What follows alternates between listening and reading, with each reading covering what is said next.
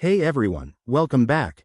Today, we're diving into a straightforward guide on how to withdraw Bitcoin from Binance to Kraken in 2025.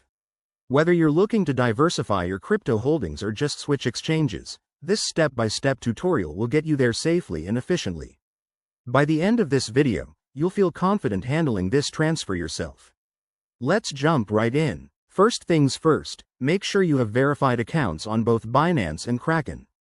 Verification is crucial for security and to avoid any delays. It usually involves submitting your ID and some personal details, so if you haven't done that yet, pause this video and get it sorted.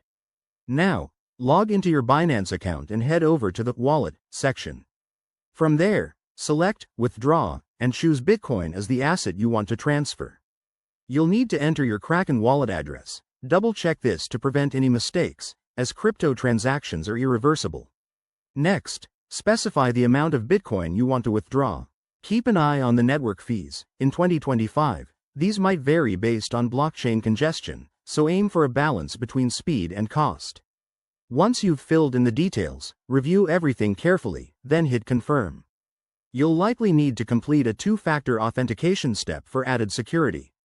After initiating the withdrawal, it typically takes 10 to 30 minutes for the Bitcoin to arrive on Kraken, depending on the network. Once it's there, log into your Kraken account and check your wallet to confirm the deposit.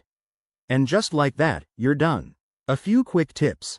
Always use the correct network. Stick to Bitcoin's native network to avoid complications.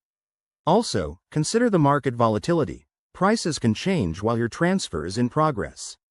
If you're new to this, start with a small amount to test the waters. Thanks for watching, and if this helped, give it a thumbs up and subscribe for more crypto guides. See you next time.